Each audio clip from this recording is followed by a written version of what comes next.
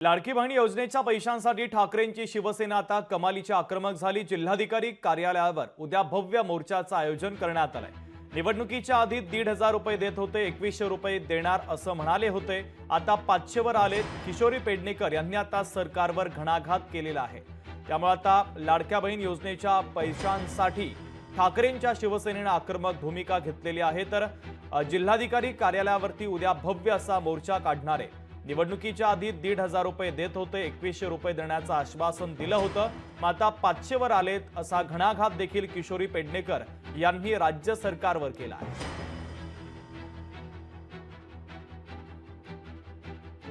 Election संपलं तसं त्या बाळाच्या पोटातलं जे प्रोटीन काढून घ्यायचं ते सगळं प्रोटीन काढून घेता येतं। आता ती इथपर्यंत आलं की ते 500 रुपयेच देणार, मग नंतर ती 10-12 तोंड वेगळी बोलतात ते वेगळं, पण ते 500 रुपयापर्यंत आले। मुळात वायदा काय होता? 2100 रुपयाचा। तुम्ही आम्हाला फक्त जिंकून द्या, 2100 रुपये देतो, ते कधी देणार त्याचं उत्तर द्या। महिलांचं अशी घोर फसवणूक करू नये।